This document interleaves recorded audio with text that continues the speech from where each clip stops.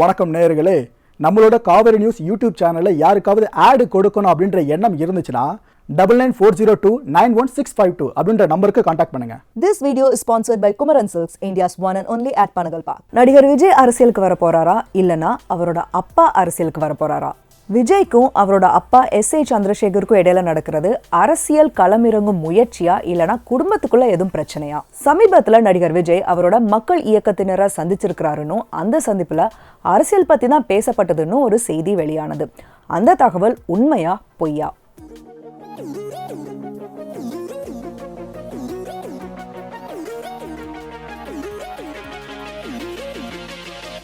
Welcome to now you know show and I am Nisha. தமிழகத்தில் தேர்தல் பணிகள் ஸ்டார்ட் ஆயிருச்சு. அடுத்த வருஷம் தமிழகத்தில் சட்டமன்ற தேர்தல் நடக்க இருக்குது அண்ட் அதற்கான பணிகளை இப்போவே பிரதான கட்சிகள் எல்லாமே எடுத்து நடத்த ஆரம்பிச்சிட்டாங்க. குறிப்பாக ஏடிஎம்கே டிஎம்கே பற்றி நமக்கு நல்லா தெரியும். ஒரு சில மாதத்துக்கு முன்னாடி இருந்தே அந்த ரெண்டு கட்சியை சேர்ந்த முக்கிய பிரமுகர்கள் எல்லாருமே தேர்தல் பணிகளுக்கான முக்கியமான வேலைகளில் ஈடுபட ஆரம்பிச்சிருக்கிறாங்க. இப்படி ஒவ்வொரு கட்சியும் மும்முரமா தேர்தலுக்கான வேலைகளை ஸ்டார்ட் பண்ணியிருக்கிற நேரத்தில் குறிப்பாக கூட்டணி குறித்த பேச்சுகள் இப்போ ஸ்டார்ட் ஆயிருக்கு. இந்த மாதிரி சூழ்நிலையில் ரஜினி ஒரு சில நாட்களுக்கு முன்னாடி என்ன சொல்லியிருக்கிறாருன்னா, கொரோனா ரீசன்ஸ்னாலையும் அவரோட ஓன் ஹெல்த் ரீசன்ஸ்னாலையும் அடுத்த ஆண்டு வர இருக்கிற தமிழக சட்டமன்ற தேர்தலில் ரஜினி போட்டியிட போவதில்லை அப்படின்னு சொல்லியிருக்கிறாரு. போயஸ் கார்டனோட அரசியல் ஸ்டேட்டஸ் இதுதான். அங்கேருந்து கொஞ்சம் தள்ளி ஆழ்வார்பேட் வந்தோம்னா அங்கே கமல்ஹாசனோட அரசியல் ஸ்டேட்டஸ் என்னன்னு நம்ம தெரிஞ்சுக்க முடியும். 3 நாட்களுக்கு மக்கள் நீதி மையமோட ஆலோசனை கூட்டம் நடந்தது. அதுக்கப்புறம் கமல்ஹாசன் தான் 2021 ஆண்டு சட்டமன்ற தேர்தலில் மக்கள் நீதி மையமோட சீஃப் மினிஸ்டர் கேண்டிடேட் அப்படின்னு முடிவு பண்ணப்பட்டது. இதெல்லாம் நடந்துட்டு இருக்கும் போது தான் நடிகர் விஜய் அரசியல் கட்சியை தேர்தல் ஆணையத்தில் ரெஜிஸ்டர் பண்ணியிருக்கிறாரு அப்படின்ற ஒரு செய்தி வெளியானது. இந்த செய்தி வெளியானதுக்கு அப்புறம் எப்படியெல்லாம் அது டேர்ன் எடுத்துது அப்படிங்கிறத பற்றி நம்ம எல்லாத்துக்கும் நல்லா தெரியும். சமீப காலமாக நடிகர் விஜயோட அப்பா S.A.C. சினிமாவை தாண்டி அரசியல் ரீதியாக நிறைய கருத்துக்களை தெரிவிச்சிட்டு இருக்கிறாரு. இது ஒரு சில நேரத்தில் நல்ல வரவேற்பையும் பெற்றிருக்கு, ஒரு சில நேரத்தில் பெரிய சர்ச்சையையும் ஏற்படுத்தியிருக்கு. இது இன்னைக்கு நேற்று நடக்கல, ஒரு சில காலமாகவே இப்படி தான் நடந்துட்டு இருக்கு. இந்த சூழ்நிலையில தான் விஜய் மக்கள் இயக்கம் அப்படிங்கிற இயக்கம் அகில இந்திய தளபதி விஜய் மக்கள் இயக்கம் அப்படின்னு ஒரு அரசியல் கட்சியா ரெஜிஸ்டர் பண்ணப்பட்டது. ஒரு அரசியல் கட்சியை தேர்தல் ஆணையத்துக்கிட்ட ரெஜிஸ்டர் பண்ணும்போது ஒரு விண்ணப்பம் கொடுக்கப்படும். அந்த விண்ணப்பத்தில் அந்த கட்சியோட ஒரு சில முக்கியமான டீட்டெயில்ஸ் எல்லாம் இருக்கும். அப்படி இந்த அகில இந்திய தளபதி விஜய் மக்கள் இயக்கம் இந்த கட்சியோட விண்ணப்பத்தில் என்னென்ன டீட்டெயில்ஸ்லாம் கொடுத்துருந்ததுன்னா, அந்த கட்சி தலைவராக பத்மநாபன் அப்படிங்கிறவர் நியமிக்கப்பட்டிருந்தாரு. கட்சியோட பொதுச் செயலாளராக விஜயோட அப்பா S.A. சந்திரசேகர் இருந்தாரு. கட்சியோட பொருளாளராக விஜயோட அம்மா ஷோபா இருந்திருக்கிறாங்க. இந்த செய்தியை கேள்விப்பட்டதுமே தமிழக அரசியல் களத்தில் ஒரு சின்ன பரபரப்பு ஏற்பட்டதுன்னு தான் சொல்லணும். கடந்த ஒரு சில காலமாகவே நடிகர் விஜய் எப்போ வேணாலும் அரசியலுக்குள்ள வரலாம் அப்படிங்கிற மாதிரியான சூழ்நிலை இருந்தது. சூழ்நிலை அப்படி இருக்கும்போது அவர் பெயரை கொண்ட அந்த விஜய் மக்கள் இயக்கம் அந்த பெயர்லேயே ஒரு கட்சி ஆரம்பிக்கப்பட்டு விட்டது அப்படின்ற ஒரு செய்தியை கேட்டால் கண்டிப்பாக தமிழக அரசியல் களத்தில் பரபரப்பு ஏற்பட்டிருக்குன்றதுல சந்தேகமே இல்லை. நடிகர் விஜய் என்ன சொல்லியிருக்கிறாருன்னா, தொடங்கப்பட்ட அரசியல் கட்சி, அதாவது அவரோட அப்பா விஜய் பேர்லேயே தொடங்கின அந்த அரசியல் கட்சிக்கும் அவருக்கும் எந்த விதமான ஒரு சம்மந்தமும் இல்லைன்னு ஒரு ஸ்டேட்மெண்ட்டை வெளியிட்டாரு. அது போதாதுன்னு விஜயோட அதிகாரப்பூர்வ PRO கூட இந்த ஸ்டேட்மெண்ட்டை அவரோட ட்விட்டர் பக்கத்தில் எக்ஸ்பிளைன் பண்ணியிருந்தார். சிச்சுவேஷன் இப்படிலாம் இருக்கும்போது இன்னொரு விஷயமும் நடந்திருக்கு. என்னன்னா, சென்னை பனையூரில் இருக்கிற விஜயோட வீட்டில் அவரோட மக்கள் இயக்கத்தை சேர்ந்தவங்களை விஜய் சந்திச்சு ஃபோட்டோவும் எடுத்திருக்கிறாரு.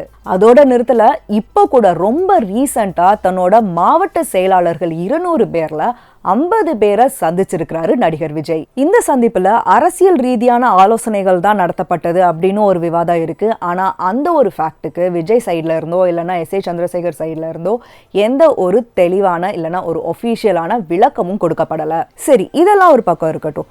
தன்னோட அப்பா தொடங்கி இருக்கிற அந்த கட்சிக்கும் தனக்கும் எந்த விதமான ஒரு சம்பந்தமும் இல்லைன்னு சொல்லிட்டு நடிகர் விஜய் சொல்லியிருந்தாரு இல்லையா, அந்த ஸ்டேட்மெண்ட் பத்தி இப்போ கொஞ்சம் பார்க்கலாம். இப்போ நீங்க ஸ்கிரீன்ல பாக்குறது தான் தொடங்கப்பட்டிருக்கிற அரசியல் கட்சி பத்தி நடிகர் விஜயோட ஸ்டேட்மெண்ட். இதுல இவர் சொல்லியிருக்கிற முக்கியமான பாயிண்ட்ஸை பார்க்கலாம். எனது தந்தை தொடங்கியுள்ள கட்சிக்கும் எனக்கும் நேரடியாகவோ மறைமுகமாகவோ எந்தவித தொடர்பும் இல்லை என திட்டவட்டமாக எனது ரசிகர்களுக்கும் பொதுமக்களுக்கும் தெரிவித்துக் கொள்கிறேன். இதன் மூலம் அவர் அரசியல் தொடர்பாக எதிர்காலத்தில் மேற்கொள்ளும் எந்த நடவடிக்கைகளும் என்னை கட்டுப்படுத்தாது என்பதை தெரியப்படுத்திக் கொள்கிறேன். மேலும் எனது ரசிகர்கள் எனது தந்தை கட்சி ஆரம்பித்துள்ளார் என்பதற்காக தங்களை அக்கட்சியில் இணைத்துக் கொள்ளவோ கட்சி பணியாற்றவோ வேண்டாம் எனவும் கேட்டுக்கொள்கிறேன். மேலும் என் பெயரையோ புகைப்படத்தையோ எனது அகில இந்திய தளபதி விஜய் மக்கள் இயக்கத்தின் பெயரையோ தொடர்பு படுத்தி ஏதேனும் விவகாரங்களில் ஈடுபட்டால் அவர்கள் மீது தகுந்த நடவடிக்கை எடுக்கப்படும் என்பதையும் நான் தெரிவித்துக் கொள்கிறேன். நடிகர் விஜயோட ஸ்டேட்மெண்ட்ல கொடுக்கப்பட்டிருந்த முக்கியமான பாயிண்ட்ஸ் இதுதான். ஸோ இந்த பாயிண்ட்ஸ் வச்சு நம்ம பார்க்கும்போது விஜய்க்கும் இந்த கட்சிக்கும், அதாவது அவரோட அப்பாவான எஸ்.ஏ. சந்திரசேகர் ஆரம்பிச்சிருக்கிற இந்த கட்சிக்கும் எந்த விதமான சம்பந்தமும் இல்லை, எந்த விதமான தொடர்பும் இல்லைங்கிற மாதிரி தான் நமக்கு தெரியுது. அதனால இந்த ஸ்டேட்மெண்ட்கான விளக்கத்தை விஜயோட அப்பாவான எஸ்.ஏ. சந்திரசேகர் கிட்ட கேட்டபோது, அகில இந்திய தளபதி விஜய் மக்கள் இயக்கம் இந்த இயக்கத்தை ஒரு அரசியல் கட்சியா, ஒரு பொலிட்டிக்கல் பார்ட்டியா ரெஜிஸ்டர் பண்ணது தான் அப்படின்னும், அதுக்கும் நடிகர் விஜய்க்கும் எந்த ஒரு சம்பந்தமும் இல்லைன்னு அவரும் சொல்லியிருந்தாரு. மேலும் அவர் நடிகர் விஜய்க்காகவோ இல்லைனா எதிர்காலத்தில் அவர் பாலிடிக்ஸ்க்கு வருவார் என்ற எதிர்பார்ப்பு இல்லைனா நம்பிக்கையிலையோ இந்த பொலிட்டிக்கல் பார்ட்டியை ஆரம்பிக்கலன்னு எஸ்.ஏ. சந்திரசேகர் சொல்லியிருந்தார். அது மட்டும் இல்லாமல் இந்த பொலிட்டிக்கல் பார்ட்டியை ஆரம்பித்த விஷயமே நடிகர் விஜய்க்கு தெரியாதுன்னு அவர் சொல்லியிருந்தார். ஆனால் அந்த பொலிட்டிக்கல் பார்ட்டி பேரில் விஜய் இருக்குது. அதை பற்றி என்னன்னு கேட்கும்போது அவருக்கு விஜய்ன்ற பேர் ரொம்ப பிடிக்கும் அப்படிங்கிறதுனால தான் அகில இந்திய தளபதி விஜய் மக்கள் இயக்கம் அப்படிங்கிற பேரில் அவர் பார்ட்டி ஆரம்பிச்சதாகவும் சொல்லியிருக்கிறாரு. அவரோட எக்ஸாக்ட் வார்த்தைகள் என்னன்னா, நான் கட்சிக்கு பதிவு செய்ததை விஜயிடம் சொல்லவில்லை. விஜய் என்ற பெயர் எனக்கு பிடிக்கும். எனது பெரும்பாலான படங்களில் ஹீரோவுக்கு விஜய் என்றுதான் பெயரிட்டிருக்கிறேன். மேலும் விஜய் என்றால் வெற்றி என்று பொருள். அதோடு நிறுத்தாம எஸ்.ஏ. சந்திரசேகர் என்ன சொல்லியிருக்கிறாருன்னா, நடிகர் விஜயை சுற்றி ஒரு பாய்சனஸ் கூட்டம், விஷ கூட்டம் இருக்குதுன்னும், அவர் என்ன செஞ்சாலும் விஜய் கிட்ட அதை தப்பாக எடுத்து சொல்கிறதாகவும் அவர் சொல்லியிருக்கிறாரு.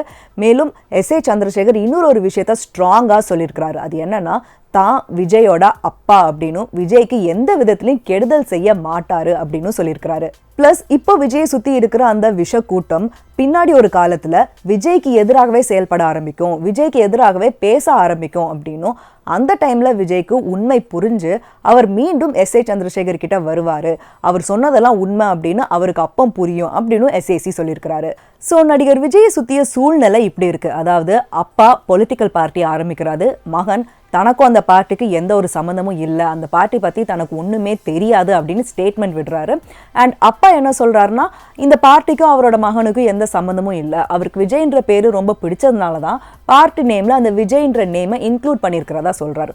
சூழ்நிலை இப்படி இருக்கும்போது அரசியல் ஆர்வலர்கள் மற்றும் அரசியல் அறிஞர்கள்லாம் என்ன சொல்கிறாங்கன்னா, இந்த அப்பா மகன் நாடகம் எல்லாமே வெறும் பொய் தான், ரெண்டு பேருமே அரசியலுக்குள்ளே வர்றதுக்காக களத்தை இப்போ அளந்து பார்க்குறாங்க அப்படின்னு சொல்லியிருக்கிறாங்க. மேலும் நடிகர் விஜய் இப்போ சினிமாவில் உச்சத்தில் இருக்கிறதுனால, அவருக்கு அந்த தொழில் இப்போ நல்லா போயிட்டு இருக்கிறதுனால, இந்த டைமில் தானாக முன்வந்து அரசியலில் ஈடுபட போவதாக அவர் சொன்னால் அந்த தொழிலுக்கு ஏதோ பாதிப்பு வந்துடும் அப்படிங்கிறதுக்காகத்தான் மகனுக்காக தந்தை தான் பொலிட்டிக்கல் பார்ட்டியை ரெஜிஸ்டர் பண்ணிட்டு பார்ட்டிக்கான எல்லா வேலைகளிலையும் ஈடுபட்டு இருக்காரு. ஸோ அப்பா பையன் ரெண்டு பேருமே பிளான் பண்ணி தான் இந்த நாடகத்தை நடத்துறாங்க. ஆனால் வெளியே பார்க்கறதுக்கு இவங்க ரெண்டு பேருக்கு ஏதோ சம்மந்தம் இல்லாத மாதிரியும் இல்லைன்னா குடும்பத்துக்குள்ள ஏதோ பிரச்சனை போயிட்டு இருக்கிற மாதிரி தான் தெரியும். எந்த ஒரு பொலிட்டிக்கல் பார்ட்டி ஆரம்பிச்சாலும் அதை செயலாக்கத்துக்கு கொண்டுட்டு வர்றதுக்கு ஒரு சில காலமாகும் இல்லையா?